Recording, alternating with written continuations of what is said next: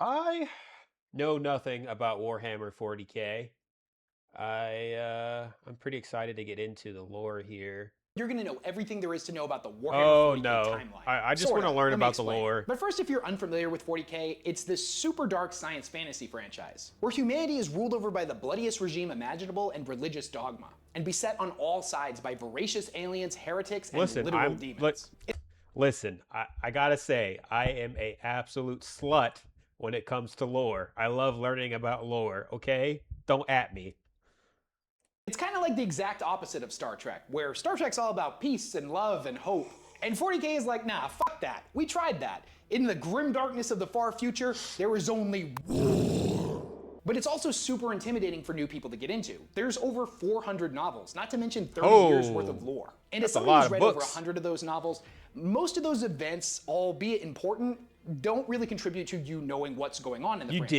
did? So today we're going to take That's the awesome. entirety of the 40K timeline and boil it down to just the basics. Just those critically important time periods that you need to know about in order to understand 40K. Because if I was to try to explain the plot of all of those books in order, we would be here for like 10 hours. So with all that out of the way, let's dive in where the timeline truly begins. 60 million years ago with the War in Heaven.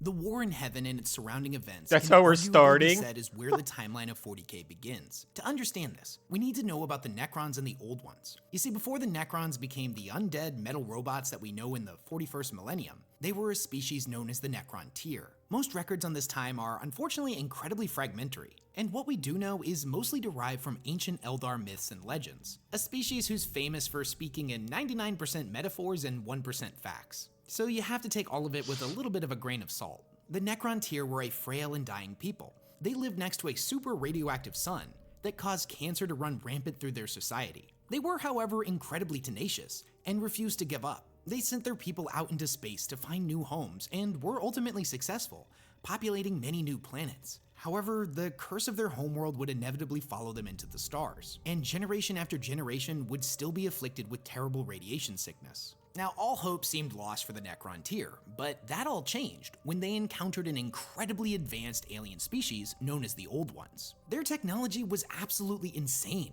and they seemingly had unlocked the secrets to immortality. Now, the Old Ones' primary goal was to Why did seed the Old life Ones throughout look the like galaxy, Jabba the Hutt placing from Star microscopic Wars? organisms on barren worlds across the cosmos that would later develop into fully sentient species. And it's even rumored that the Old Ones played a role in the development of our own species. When the Necron tier encountered the Old Ones, Whoa, they begged them that's for a help, big but boy. unfortunately, the Old Ones would end up refusing them.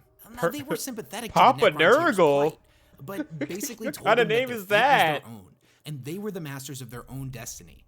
That the Old Ones just didn't want to get involved. Now, this infuriated the Necron tier, and they declared war on the Old Ones. And this went about as well as you could expect it to. The Necron tier were nowhere near as capable as the Old Ones, and basically got stomped into the dirt every single time they attacked. Now, this would all change when the Necron discovered a new species known as the Catan, who were basically giant, formless, star-sucking vampire star gods that were masters of the physical universe. Each and every one was This a wielder lore is of already absolutely insane. godlike power. And they told the Necron tier that they also had a deep-seated hatred of the Old Ones. And if the two species were able to form some kind of alliance, they would be able to work in tandem and wipe out their ancient enemies. And if this wasn't good enough, the Catan also promised the Necrons the secrets to immortality.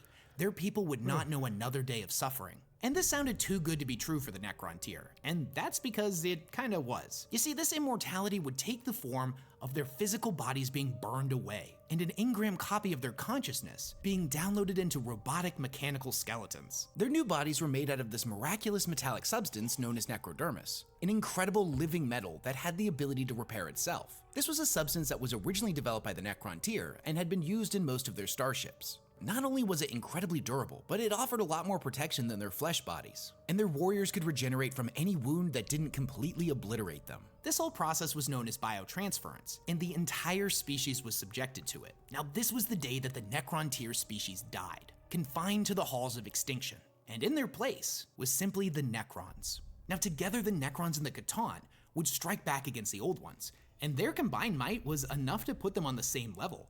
Harnessing the Catan's limitless energy, the Necrons were able to make weapons of inconceivable power. The war between the Necrons and the Old Ones was the largest the galaxy had ever seen, It spanned from the galaxy's core all the way to the galactic rim. Now, during this war, there was a point when the Necrons suddenly realized that they had been tricked by the Catan, and the Catan had used biotransference in order to separate them from their souls, which they then subsequently devoured. Needless to say, the Necrons were pretty pissed, and retaliated by attacking and destroying the individuals they once worshipped as gods, shattering them into thousands of pieces, and binding each of these shards into what were known as Tesseract vaults, and then subsequently used these shards as weapons. It was around this time that the Old Ones created two new races to help fight against the Necrons. These would be the Orcs and the Eldari. Wait.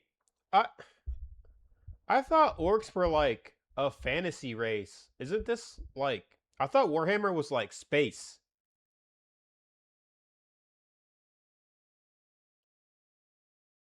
And I'm gonna stay for the whole stream. Send me the link when you're finished. What link?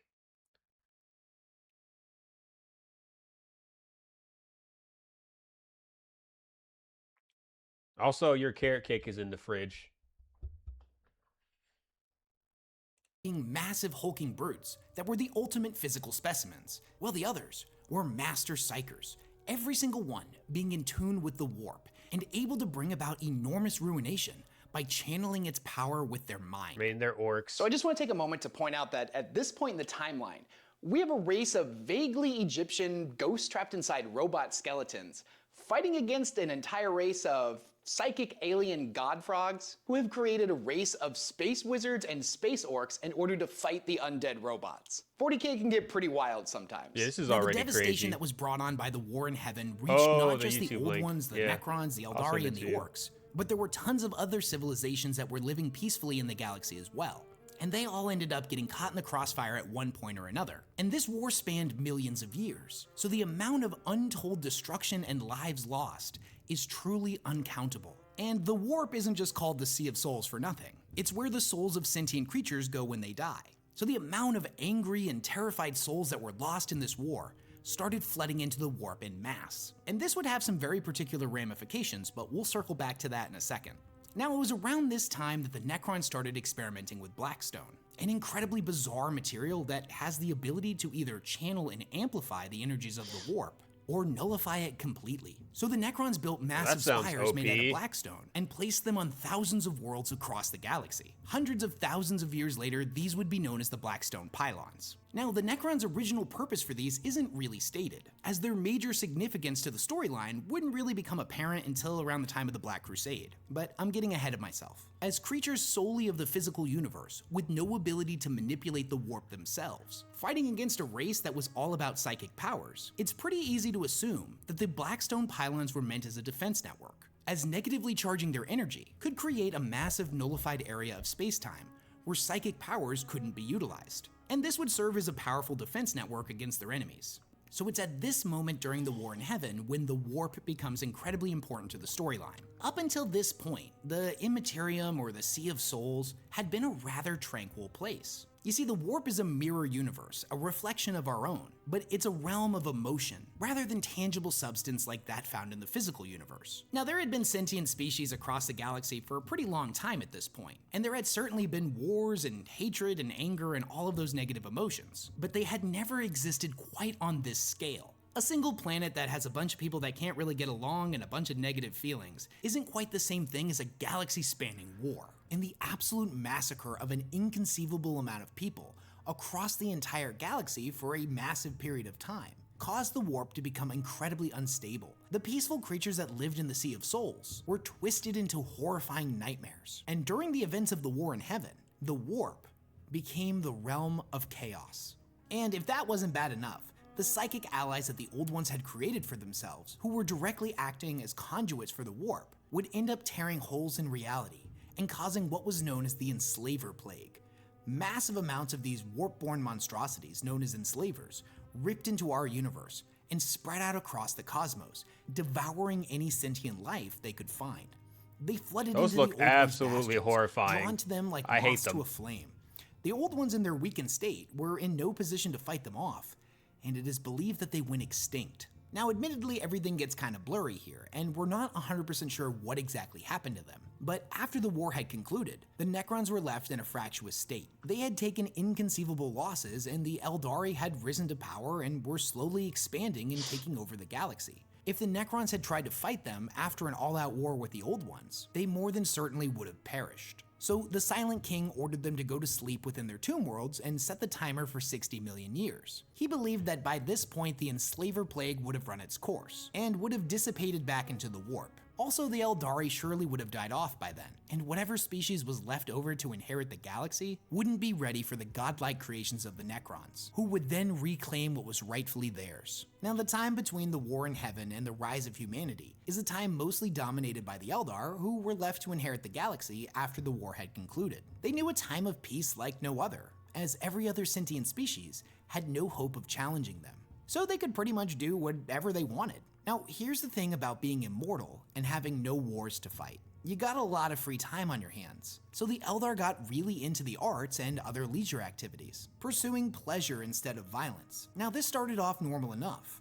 At first, they pursued music, poetry, sculpture, theater, and pretty much any artistic pursuit you can think of. But over 60 million years, these pursuits of study started getting boring to them, and their desires started to take on a much more hedonistic and depraved form. But we'll circle back to that shortly. Now, millions of years after the war had concluded, far from the Eldar Empire, there was a tiny little planet known as Earth, where a new species was coming into its own. So why is the rise of humanity and the birth of the Emperor so important? Now, 40K is a franchise that focuses on a lot of different characters and factions, but the human perspective is arguably the main one, as most of the novels and stories focus on the humans. And the storyline of humanity in 40K sees them rise to power and then have their empire crumble around them, only to rebuild but be set in a new dark age. Probably the most famous quote that's associated with 40K summarizes this pretty perfectly. Forget the promise of progress and understanding, for in the grimdark future, there is only war. So to understand how we ended up there, we need to know where humanity began. But before we dive into that, I've been getting a lot of comments from you guys asking where I get these super dope t-shirts from. Yeah, his shirts are cool. I like his shirts a lot. Called Into the AM. And they're this week's sponsor. Not only are their designs super They're too colorful for me, but the shirts themselves they are also cool. really high quality. They're incredibly soft, and they feel thicker than a normal t-shirt. Also, as a guy who was blessed with the genetic lottery with a naturally big chest, long torso, and short legs, I appreciate that their shirts are a little bit longer than most t-shirts. I don't know. I can't tell you how many times It's probably paint, right? Really probably, because but Warhammer fans paint a lot of stuff, right? It ends up shrinking, and every single time I lift my arms up, everybody around me gets a whole eyeful of West belly. Now, personally, I've never heard any complaints, but it's also just a little bit embarrassing. Not only are their shirts incredibly unique, super comfortable, and fit really well, but they're also surprisingly really affordable. Because if you go on their website, you can get a bundle of 3 t-shirts for only $60. And the best part is, Into the AM was kind enough to give my viewers 10% off their entire order. All you have to do is go to intotheam.com/weshammer. Or just click on the link listed in the description of this video and pick out something cool. And with that out of the way, let's get into the Grimdark. The timeline of humanity in real life and 40K follow similar events, all the way up to the present, with one big golden difference, and that would be the Emperor of Mankind. Now, the individual that would come to be known as the Emperor was born around the year 8000 BC. You see, there was a group of individuals known as the Shaman, each one of them an immensely powerful psyker, much like the Eldari. And with the exception of the Eldar, psykers were insanely rare at this point in time. It wouldn't be until tens of thousands of years later when psykers started popping up much more regularly in human populations. Back then, it was more of a 1 in 10 million type of situation. So the shamans foresaw a great apocalypse coming, and humanity would need a being of inconceivable power in order to stand against it. So all of the shamans sacrificed themselves to infuse their psychic essence into a single individual. This creation was what they referred to as the New Man, the first in a line of superhumans that represented humanity's eventual evolutionary path. The Emperor, who at this time was known— Wait, does that mean they're like super soldiers like Captain America? Is that what they're getting at? Like, what do they mean evolution?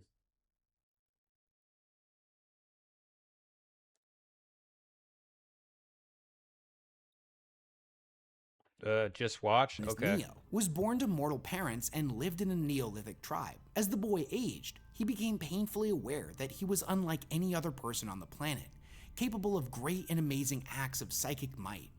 He witnessed the barbarism of ancient man firsthand when his uncle killed his father. Calmly and without wrath, the Emperor issued a single thought and stopped his uncle's heart as punishment for his crime. The young boy realized that if humanity was to survive, they are super soldiers, but Now you see, he was what was known as a perpetual, an immortal being that could never truly die. Neo would then keep himself hidden for thousands of years, guiding humanity from the shadows.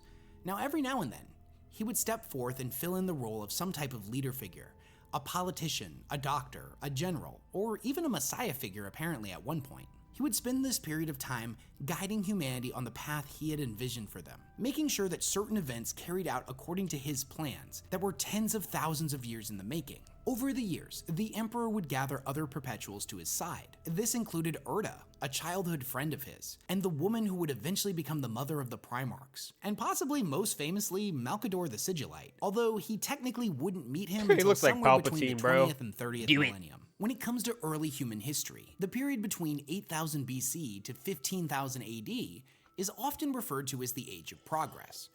During this time, powerful nations rose and fell, with the Emperor popping up in disguise every now and then to coax humanity in the direction of his choosing. Now, there's a lot of evidence to support the fact that the Emperor had godlike cognitive abilities and could foresee the path humanity would need to take step by step to achieve impossible outcomes. Humanity would eventually develop the means of space travel and would colonize the entirety of the Sol system.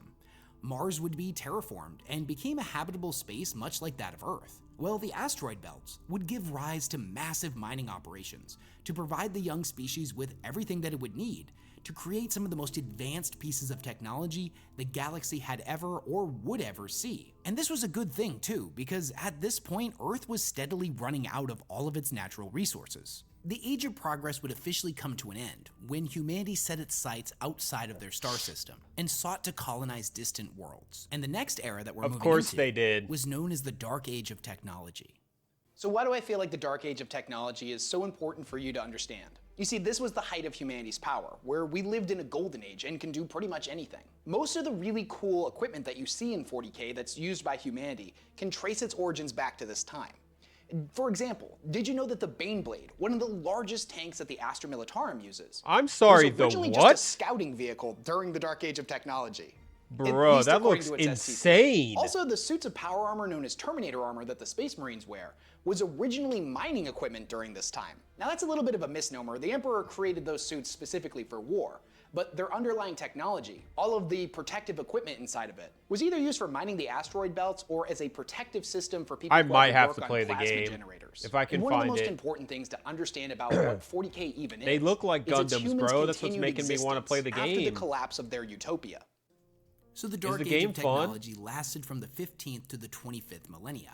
Now this was an age where the technology of mankind reached its apex, a fact that was unknown to those that lived during this period. Humanity was capable of great and terrible things, and the creations they brought into the universe were unlike anything the galaxy had ever seen. Through the application of science and technology, every single one of humanity's problems had effectively been solved. This was a golden age like no other. No matter what crazy invention you can think up, the humans that lived during the Dark Age of Technology were able to come up with something even better. Every disease had been cured, every problem solved, and humanity stood united, ready to conquer the galaxy. Any alien civilization that they would encounter that wasn't immediately peaceful would face the technological superiority of mankind and was quickly wiped out. They created massive coiled machines known as sun snuffers that were capable of— I'm sorry, what? Sun snuffers? Like they're designed to kill suns? Oh, hell nah. Just crazy. What the, what? What? Wrapping around a sun and snuffing it out of existence. They created that's artificial insane, intelligence bro. known as STCs, or you got a standard starter template book constructs for the physical that contained the sum of all of humanity's knowledge and were capable of utilizing that information to create new machines, the likes of which no human had ever even dreamed of. Now this was a period that saw the discovery and implementation of warp travel, making jumps through the immaterium in order to cover great distances in space, allowing faster than light travel. Using this technology, humanity sent hive ships out in every direction in order to colonize new worlds. And it was around this time that the Sol System's population was getting out of control. The people of this time realized that if their species was to survive, that they would need to colonize worlds in distant systems. And I know what you're thinking. If the Dark Age of Technology was so great, why did the descendants of the people of this time refer to it as the Dark Age of Technology? And that's because thousands of years in the future, what these individuals saw as enlightenment would end up being condemned as tech heresy. You see, humanity had become increasingly reliant on artificial intelligence in order to... Huh. You don't say. That sounds familiar. Huh. So this is our future. The AI bubble is going to pop, and this is our future. Is Warhammer 40K. Tight. Like, what are we doing right now? Create their wondrous works and regulate practically everything about their lives. This would give rise to the Men of Iron, machines fully capable of thought that were incredibly powerful. They would assist humanity in fighting its wars across the stars, allowing for a You're on rapid the expansion Chaos through the God galaxy. side? Now, what exactly went wrong? Wait, so are humans the bad guy in this one? Because it seems like humans are going to be the bad guy in this one. Because so far, they're making the humans sound like Nazis. Not good. Not good at all.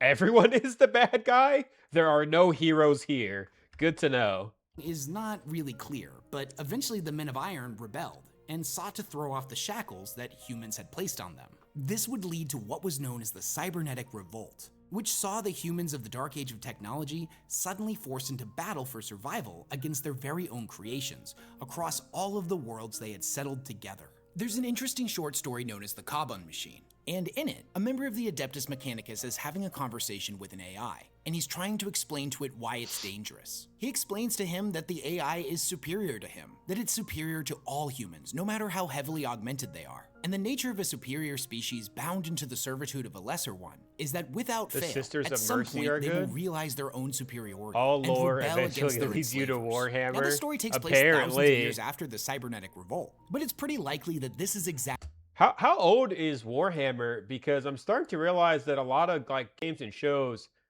borrow from Warhammer heavily. Like, when did Warhammer come out? Because like this whole Age of Machine like arc is literally like Terminator.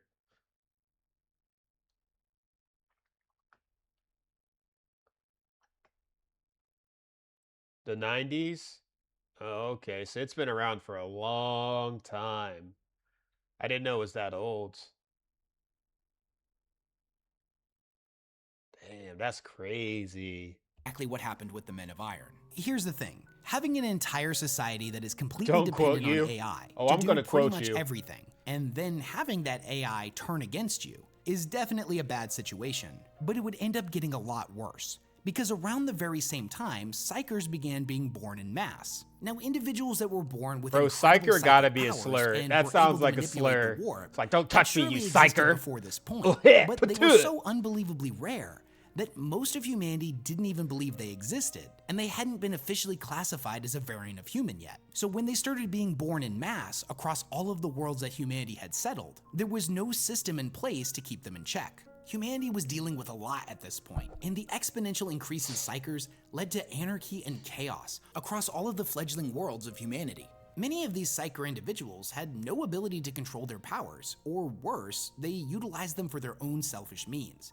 They became twisted psychopaths, bent on inflicting as much suffering as possible. And even worse, they would unknowingly become conduits for demonic possession. Oh, and the psychers that would hell become no. possessed had the ability to conjure warp portals, which would allow for demonic incursions to That's take what a place. demonic... Hordes of demons rampaging out of portals. That's what it and looks like when devouring someone gets entire possessed worlds. by a demon As in this insanity world. and madness ripped its way across human civilization, the promise of the Dark Age of technology would end, and we would enter what is known as the Age of Strife. Oh no. The Age of Strife or Old Night is probably the most referenced event in all of 40K. If you were to download 100 PDFs of 40K novels and just searched Age of Strife or Old Night, it would probably show up in around 80% of them.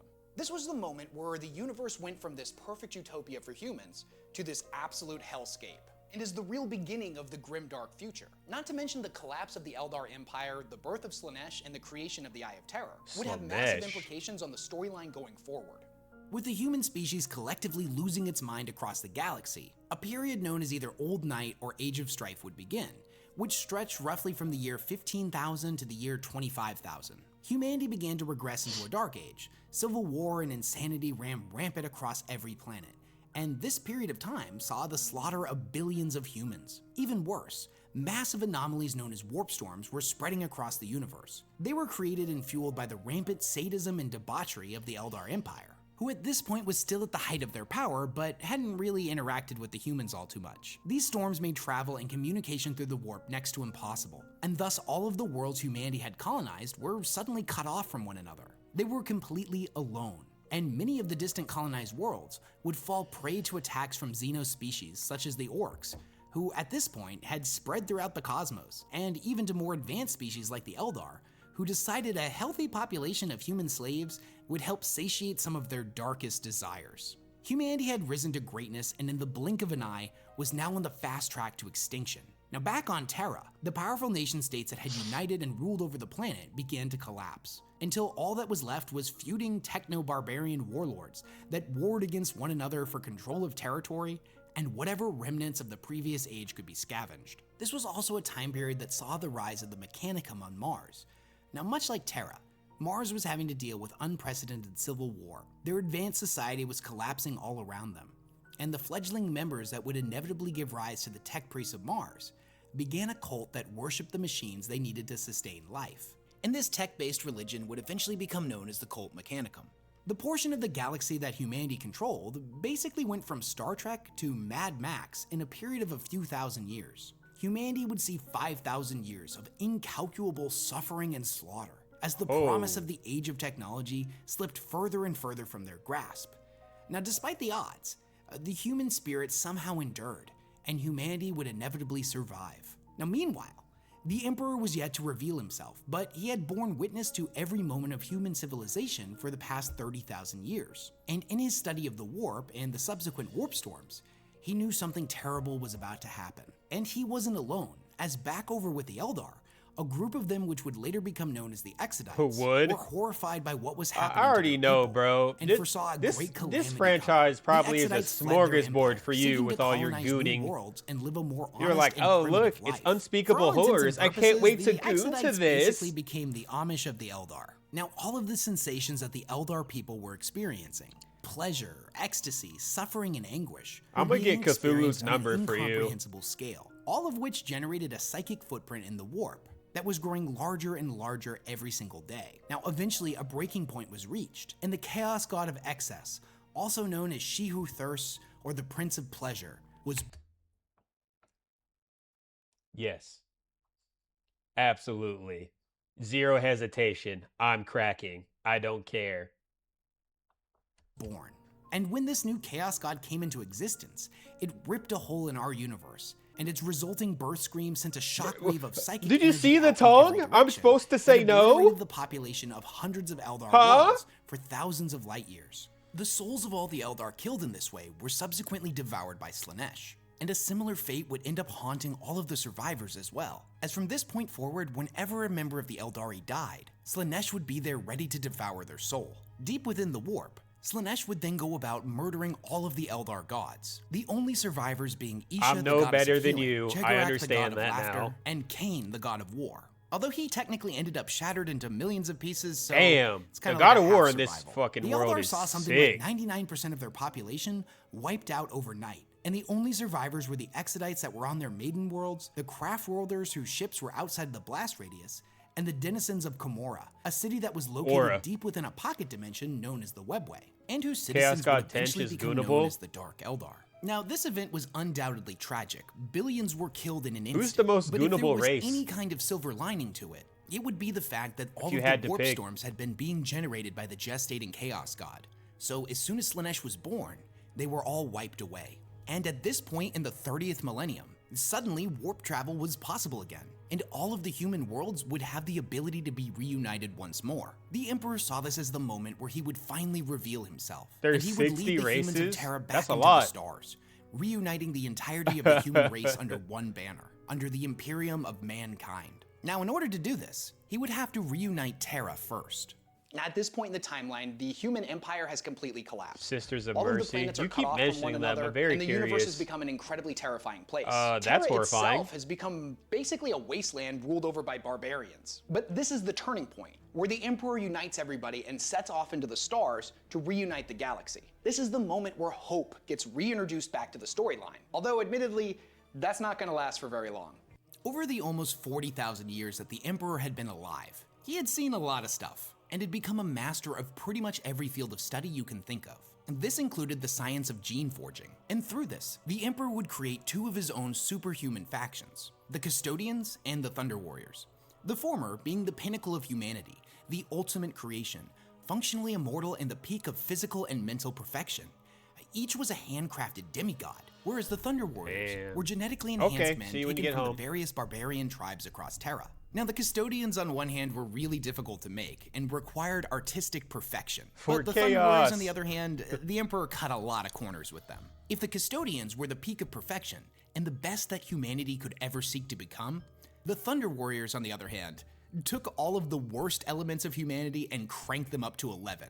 They were hyper-aggressive brutes, fixated on nothing but violence. However, since they were cheap to make, the Emperor was able to make a lot more of them than the Custodians. Now, one by one, the Emperor and his armies toppled all of the techno-barbarian warlords, and any small nation that had started either bent a knee to him or was destroyed. Now, at one point, he perfected the formula for mass-produced super soldiers and would cease production of the Thunder Warriors. The Thunder Warriors at this point were genetically unstable. They were prone to having shortened lifespans, and the longer they were in service, the more their minds would start to degrade. And supposedly many of them were starting to go crazy and were harder and harder to control. The Emperor believed that they had served their purpose, and he would have no need of them going forward, and thus he would order his Custodians to wipe them out. He had already begun work on his new super soldiers, the Astartes. He had taken what he had learned from the Thunder Warriors but perfected them. Whereas the Thunder Warriors were meant to be the worst elements of humanity, the Space Marines were meant to be the best. And one day, when the galaxy was fully and truly united, the Space Marines would be able to lay down their weapons and take up new roles in this perfect society. Whether that be as politicians, council members, doctors, generals, or any other role that society would need of them. This was a job that the Thunder Warriors were not going to be capable of. Now, after Earth had been united under the Emperor's rule, one of the most important decrees that he issued was the abolishment of religious worship. The Emperor had been around a long time. The WW, that was a smart choice. Firsthand.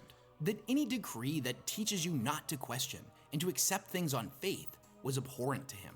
He had seen millions killed in the name of some religious figure time and time again, and determined that if humanity was to prosper, it would need to put its faith in science. So one by one, every religious institution on the planet only the real world could figure this out. Including the very last church, the Church of the Lightning Stone, of which the Emperor oversaw the destruction of personally. With everything going according to the Emperor's plans, his Space Marine legions developing and the warp storms dissipated, the Emperor would journey to Mars and form an alliance with them. Now, both planets realized that there was more to be gained through cooperation than through open warfare. So the Treaty of Mars was signed and both planets were reunited once again. Now, I will point out that the Martian worship of machines definitely went against the Emperor's decree about religion, but he made a one-time exception for them. The rest of the solar system would be united in a similar way, and the Emperor would begin formulating his plans to reunite all of humanity. Now, in order to accomplish this, the navigators of the Imperium determined that they would need some form of anchor point in order to further explore beyond the bounds of the solar system, and thus the Astronomicon was constructed. Now, it functioned kind of like the North Star, in that the device produced an enormous beam of golden light that could be perceived through the psychic sight of navigators from anywhere in the galaxy or even inside the warp. By using this light, they would always be able to pinpoint the exact location of Terra, and thus could use that knowledge to map the stars and make successful warp jumps. As jumping between the worlds within the solar system was one thing, but trying to make a jump halfway across the galaxy had an incredibly high probability of seeing the ship get lost and not being able to find its way back out of the Sea of Souls. In addition, Warhammer 40K the Emperor lore. realized that his armies would need powerful generals because he couldn't be everywhere at once. So thus, he created 20 demigod-like individuals known as the Primarchs, based off of his own DNA, as well as his perpetual companion known as Erda. However, before the Primarch project could be complete, a great tragedy struck, and each of the infant Primarchs was scattered across the galaxy. Now, in recent books, it was revealed that Erda played a major role in this. She learned of the Emperor's plans for her children, and the life of endless war that awaited them. She acted against him and set her sons free, choosing to send her children as far away from their father as she could. I'm just In this reacting to way, she Warhammer hoped that lore. they could just I've live been normal curious about it lives. for a Now, while, whether so or I've not been she had wanting to been learn about manipulated it. by chaos is not entirely clear, but it's safe to assume that as a mother, she was doing what she thought was right for her children. Now, the Great Crusade is a period in time which the Emperor and his armies journeyed across the stars to make contact with all of the human worlds. The goal was to bring them back into the Imperium, while simultaneously locating all of the missing Primarchs. These worlds had been cut off from the rest of humanity for thousands of years, and many of them had completely forgotten their origins. I'd be down Some to welcomed the do Space that. Marines with You just open gotta tell me arms, what. happy to be part of something greater than themselves. Well, others were resistant and wanted to remain free. If you know of a However, good the video Emperor's or edict anything, I'm always basically willing to meant react to refusal stuff. was not an option. The worlds could either join peacefully or by force. The threat of violence from such an advanced society was often enough to bring them into compliance. But in other cases, the Imperium would unleash untold devastation across these planets until a surrender was finally issued. As the Crusade It's pretty progressed, long. We're the about Imperium was halfway ramping up through. production on ships and So new it's got Astartes, 20 minutes and their armies left. were growing stronger and stronger by the day. Each of the worlds that was conscripted into compliance would end up having to pay a tithe to the Imperium, sometimes between 5 and 25% of all of their natural resources or human population to be used as soldiers. Additionally, over the course of the Grand Crusade, each of the Primarchs would eventually be thanks for the follow. located and would be reunited with their own legion of Space Marines. In total, the Emperor created 20 different legions, each one having been crafted from the DNA of their corresponding Primarch. And since each of the Primarchs were incredibly different from one another, all of the legions had different specialties. The Raven Guard were masters of stealth-based warfare, whereas the Iron Warriors were siege experts. Now, the Great Crusade was incredibly brutal, but from the Imperium's perspective, everything was going according to plan. That was until treachery began to dig its roots throughout the Space Marine legions. Horus Lupercal, the War Master, Primarch of the Luna Wolves, who had been chosen to lead in the Emperor's absence after he returned to Terra, would turn against the Imperium and fold 9 of the 18 Space Marine legions, as well as many sects of the Imperial Guard and Adeptus Mechanicus, in a terrifying civil war against the Emperor. This event would come to be known as the Horus Heresy. So why is the Horus Heresy so important to the storyline? This is probably the most well-documented points in time in all of 40K. And it's that moment where the hope that I mentioned before gets completely crushed. Humanity was on the right path. They were putting all the pieces back together after the end of the Age of Strife. But with the introduction of treachery to the Space Marine legions, that all came crashing down. And at the current point in the 40K timeline, they're still pretty much putting the pieces back together even 10,000 years later. Now, even though the Horus Heresy and 30K in general are technically a prequel to 40K, you could arguably call it a completely separate franchise. And one of the most important things to me in it is, as somebody who got really into 40K before I knew anything about the Horus Heresy, the Primarchs were always these larger-than-life demigod-type characters, like Hercules and Odysseus, that were just spoken about as if they were legend. You didn't even really know if they were real. But when you start reading the Horus Heresy books, they're main characters. And just seeing 2 of the Primarchs interact with one another and speak to each other was mind-blowing for me. This timeline sees a lot of the factions that you'll see in 40K get incredibly fleshed out, with the exceptions of the one that haven't really been introduced yet, like the Tau or the Tyranids. And technically the Necrons were there too, but they were still asleep in their tomb worlds. So the Horus Heresy is probably the most well-documented period of time within the That's Warhammer frightening. 40K timeline, as the entire thing is only about 9 years long, yet the Horus Heresy novel series is still being written as of the time of this recording. I and still has can't believe over there's 60 novels 400 in it. books. Even more so if you count all of the novellas and short stories that were created to support the main books. Now, needless to say, there is an absolutely ton of stuff that happens in the series, but I'm going to tell you just what you need to know. So, for a time, the Emperor led the Great Crusade himself. However, he needed to begin work on what was known to him as the Webway Project back on Earth. This bit of information had not been revealed to any of his Primarchs, a fact that would end up causing resentment to build up in many of his sons. Now, if the project had been successful, it would have completely eliminated humanity's reliance on warp travel. Unfortunately, that didn't end up happening, but I'm getting ahead of myself. So a new War Master was appointed to act in his stead. Horus Lupercal of the Luna Wolves was chosen for this role. Oh, this now, guy he was looks still a sick. Primarch with his own legion, but for all intents and purposes, he would be the voice of the Emperor. Any decision that Horus made would be as if it came from the Emperor himself. Looks like a now, he had his Viltrumite. faults, of course, just like the rest of his brothers. But when he was chosen as the War Master, even though a few Primarchs grumbled about how it should have been them, they all recognized Horus's greatness. And for a time, he served his role incredibly well. Now that would all change on the moon of Davin, when Horus was mortally injured by the planetary governor who had been corrupted by Nurgle. Wielding a blade known as the Anathame, a sword that was said to be so deadly that it could kill even that which was unkillable. It's like a This melted wound ice cream placed Horus cone. in a coma, and none of the apothecaries available on Horus's flagship, the Vengeful Spirit, were able to cure him. Now, to Horus's Marines at the time, this seemed like a freak accident. However, that's not exactly what happened. You see, there was this chaplain named Erebus, who was a member of the Wordbearers Legion and had been accompanying the Luna Wolves. You see, he had actually stolen the blade from a group of people known as the Interrex, and then provided it to the man that would end up landing the blow, all as part of his careful plan to end up corrupting Horus. It was revealed that he had been behind the scenes orchestrating the heresy at the command of his Primarch Lorgar, who, after having been reprimanded by the Emperor for spreading his worship, which completely went against his ideals, had sought out other gods more worthy of their devotion. The Wordbearers would inevitably discover the Chaos Gods, and set in motion events that would lead to the bloodiest civil war humanity had ever seen. Now back on the Vengeful Spirit, Erebus recommended bringing Horus to the Temple of the Serpent Lodge, a place on Davin, where they could use sorcery to heal him.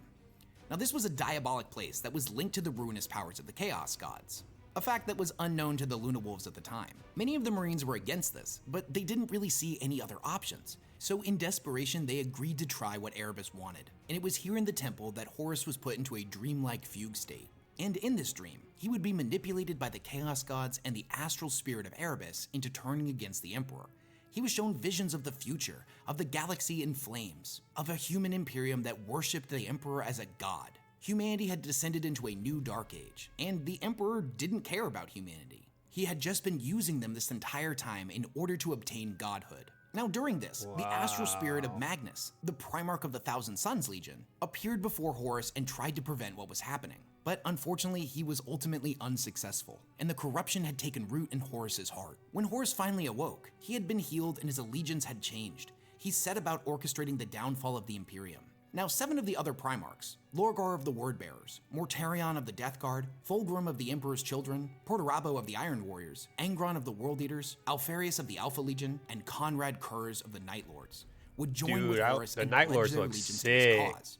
Now each of the traitor Primarchs realized that not all of their Space Marines would end up following them after their heresy had been revealed, and thus it was determined which of the Marines were likely to remain loyal and which ones would side with their Primarch. With the loyalists identified, the traitor legions would end up purging an enormous amount of their own men. This would take place on the world of Istvan III, when the Marines that were selected for purging were sent down to the planet's surface to fight against the Xeno species that had claimed it. The mission was basically bogus, and the real reason they had been sent down was the traitors in orbit planned on wiping them out all in one fell swoop. They would then inevitably virus bomb the planet, and any Marines that were not killed by the virus bombing were then set ablaze as the gas clouds were ignited and a massive wall of fire spread out in every direction, incinerating everything on the planet's surface. Now there would be a couple of survivors here, such as Gavriel Loken, a Luna Wolf and one of the 4 members of the Mournival, but his story deserves its own video. With the Loyalists purged from their own legions, the traitors would move on to Istvan V, and the events there would later be known as the Drop Site Massacre. The traitors would end up calling for aid from many of the other Loyalist legions, specifically the legions that they felt they wouldn't be able to turn, no matter how convincing their argument. These included the legions and Primarchs of the Iron Hands, the Salamanders, and the Raven Guard. The combined forces of the traitor legions would open fire on their own brothers here and slaughter them to a man. The Primarch Ferrus Manus of the Iron Hands was killed by Fulgrim during this battle, but the Primarchs of the other 2 legions, Vulcan of the Salamanders and Korax of the Raven Guards, would ultimately live on. However, their legions were reduced to a mere fraction of what they once were. The Raven Guard, for example, were said to originally have 80,000 Space Marines, but after the Drop Site Massacre, that had been reduced to 5,000. Shortly after these events and halfway across the galaxy, Magnus of the Thousand Suns would seek to warn the Emperor of Horus's betrayal.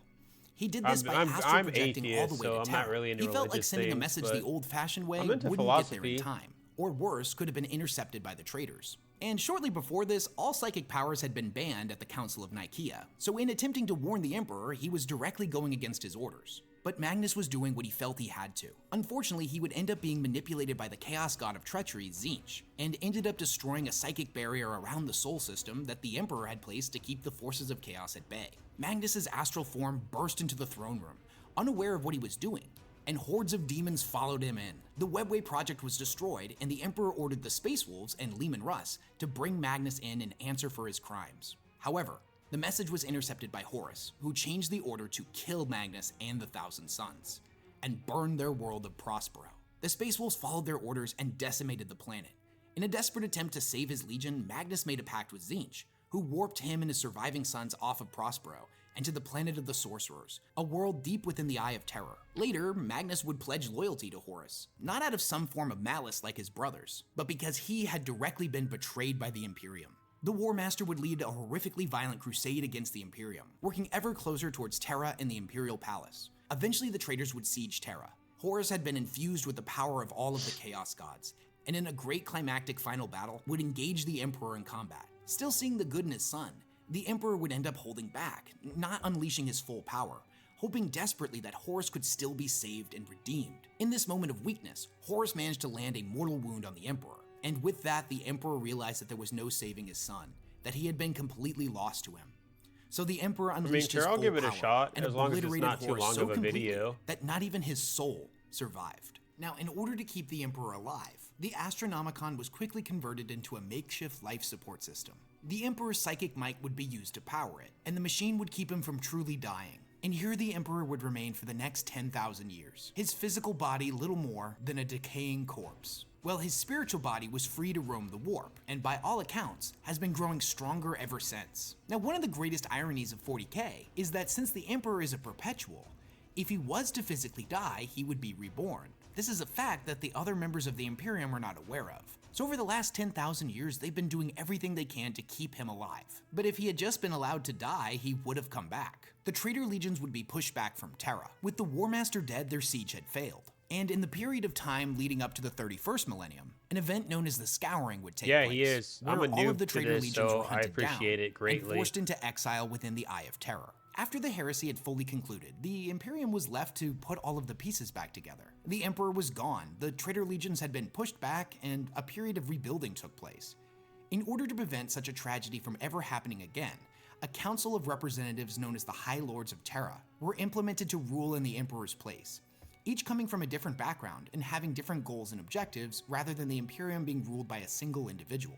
Now, that being said, they were also supposed to quote-unquote interpret the Emperor's will. Additionally, Guilliman, Primarch of the Ultramarines, would propose that the Space Marine legions be broken up into chapters, each of which containing no more than 1,000 members. The idea was that if treachery on this scale had happened once before, then it could inevitably happen again, and no single man should have the power of an entire Space Marine legion at his disposal. Many of the Primarchs did not agree with this, namely Vulcan of the Salamanders, whose legion had been reduced to just a mere fraction of its original power, or Rogel Dorn of the Imperial Fist, who viewed this action as a further weakening of the Legion's strength, after they had just concluded the bloodiest civil war in their history. Regardless of how they felt, the book that Guilliman had penned that outlined how all of the chapters should be organized, known as the Codex Astartes, was eventually implemented, and all of the legions were broken up.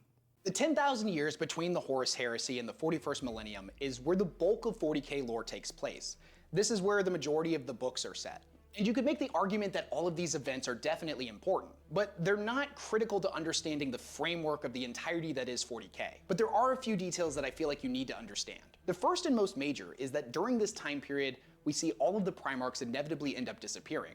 And all for various reasons. Leman Russ dives into the warp, headed off after the traitors. Corvus Corax disappears in shame after he tried to rebuild his legion by cutting corners, and inevitably accidentally made a whole bunch of Raven Guard abominations. And Guilliman was mortally wounded by his brother Fulgrim, and subsequently put in stasis, so it's kind of mirroring what happened with his father. In the span of this 10,000 years, we'll also see the Damocles Crusade, where the Tower introduced to the storyline. First contact with the Tyranids also occurs here. Oh yeah, and the alarm clock for the Necrons ends up going off, and all their tomb worlds start coming back online. But we're jumping ahead to the 13th Black Crusade, because this is where the timeline finally started moving forward.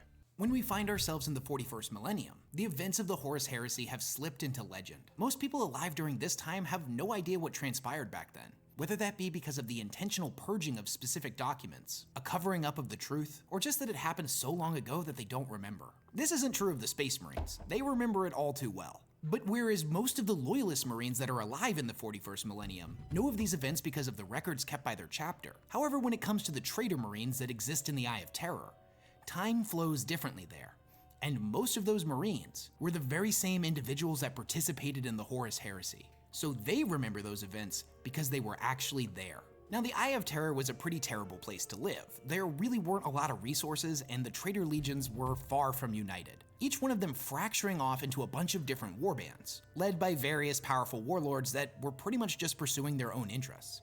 In fact, at this point, Chaos fought amongst itself more than it ever fought against the Imperium or Xenos. Now, one of these Space Marines in particular was named Abaddon, and he had been the first captain of the Luna Wolves and one of the 4 members of Horus's Mournival during the Horus Heresy. Abaddon sought to unite the traitors and would end up reforming his legion, drawing members from all of the various Chaos warbands. This legion would be called the Black Legion. Over the several thousand years that passed between the Horus Heresy and the 41st millennium, Abaddon, or an appointed representative, would lead what were known as the Black Crusades, Chaos incursions out of the Eye of Terror back into real space, to attack various Imperial worlds. Now, for the longest time, it looked like the traitors just weren't really very good at conquering, as every single crusade ultimately failed to bring about the complete collapse of the Imperium. However, it was revealed in the last few years that each one of these crusades had a much smaller objective, that Chaos was actually playing the long game. The very first of these Black Crusades would take place in the 31st millennium, about 500 years after the Scouring. Now, in response to these raids, the Imperium would end up fortifying the planet that was right outside of the Eye of Terror, known as Cadia, and it became one of the most fortified positions in the entire Imperium next to Terra itself. For 10,000 years, Cadia stood sentinel right outside of the Eye, ready to punish and push back anything that would try to leave it. However, in the 41st millennium, all of the small victories that Chaos had managed to achieve over the previous 12 crusades would come together in the 13th. This was the period that saw Abaddon's forces assault the Cadian Gate, and in the end, Abaddon ended up sacrificing one of his Blackstone fortresses, an ancient alien spaceship made of the same material the Necrons used back during the War in Heaven to create their pylons. He hurled it at Cadia like an artificial meteor, the impact being absolutely apocalyptic. And not just for the planet, but for the vast network of Blackstone pylons that had been built under Cadia's surface millions of years ago by the Necrons. You see, Cadia wasn't existing just as a blockade for anything trying to come out of the Eye of Terror, but that system of Blackstone had actually been keeping it from growing. With Cadia destroyed, the Eye began to grow out of control, and would eventually spread all the way across the galaxy. This was known as the Cicatrix Maledictum, or more commonly as the Great Rift. It split the universe completely in half, and all of the Imperial worlds that were on the opposite side of Terra were suddenly plunged into darkness, and were cut off from the rest of the Imperium. To say this was a massive victory for the forces of Chaos is a gross understatement. This was single-handedly one of the most devastating events in the entire history of the galaxy. And after the forming of the Great Rift is the time period we currently find ourselves in the 40K timeline. Recent events have seen the resurrection of Guilliman, who's come back to lead the Imperium, and is pretty horrified by what he's seeing, as it's been completely dominated by superstition and religion, where they worship his father as a god even though thousands of years ago he specifically told them not to. During this time, we would also see the rise of the Primaris Marines, and the induction of Guilliman's Indominus Crusade, which sought to reunite the worlds on the other side of the Great Rift. But these are all topics that we'll dive in more in future videos. And that's it. That's everything that I feel like you need to understand about 40K in order to understand the storyline. That was the things that I chose to leave out, really cool. It's not that they're that was a good video. I liked it a lot. I am now super curious about the Warhammer universe. I'm definitely gonna buy a game or two. And yeah.